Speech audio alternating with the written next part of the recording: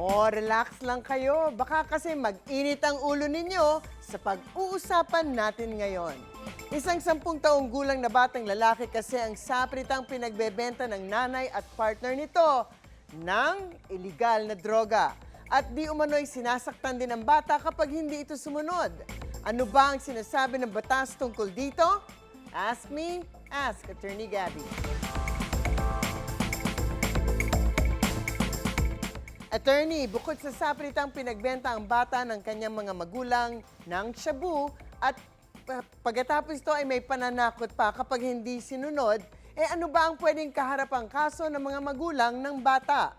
Of course, obviously, child abuse ang mga ganyang pangyayari, hindi lamang for the physical abuse o pananakit, pero even worse ay ang paggamit sa bata upang magbenta ng bawal na gamot.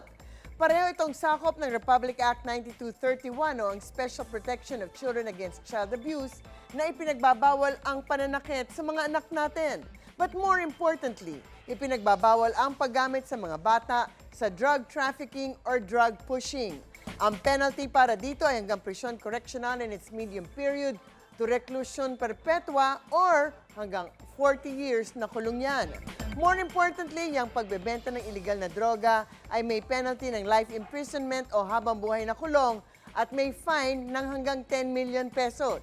At ang maximum na penalty na yan ang ipapataw kung mapapatunayan na ginamit ng isang menor de edad bilang runner ng illegal na droga.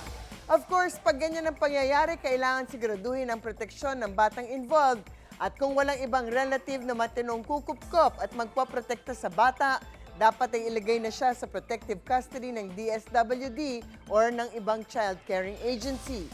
At baka eventually ay tanggalan din ang karapatan na maging magulang ang nanay ng batang yan. Kawawa naman talaga yung batang yan. Attorney, may mga pagkakataon naman na may mga anak na tumutulong sa legal na kabuhayan ng magulang kahit na bata pa. Ano naman ang sinasabi ng batas tungkol dito? Well, hindi naman pinagbabawal ng batas na tumulong ang mga anak sa kabuhayan ng pamilya. Although, as a general rule, hindi dapat pinagtatrabaho ang isang less than 15 years old na menor de edad. Pero pinapayagan naman ito lalo na kung ito nga ay family business at puro miyembro lamang ng pamilya ang involved sa pagpapatakbo nito. Pero syempre, dapat ay hindi delikado sa health, morals at normal development ng bata ito. At dapat siguradong pinag-aaral ng mga magulang ang kanilang mga anak. Of course, alam naman natin na madaming menor de edad na nasa public entertainment, gaya na lang nga sa telebisyon, radyo at iba pang media, pero kinakailangan may employment contract na may gabay ng kanyang magulang o legal guardian. And of course, lagi-lagi, kailangan din siguraduhin ng employer ang kaligtasan ng mga bata.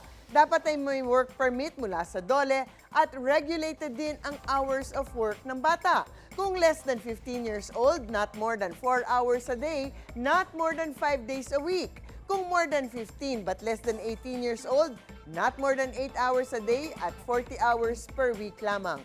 Hindi rin dapat na-go overnight sa trabaho, dapat ay pack up na from 8 or 10 ng gabi hanggang 6 ng umaga. Tandaan nyo, baka hindi tumangkad ang mga batang yan. Kailangan natin palaging tingnan ang kanilang kalusugan at well-being.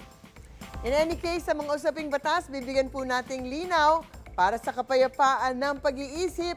Huwag magdalawang isip. Ask me, ask Attorney Gabby.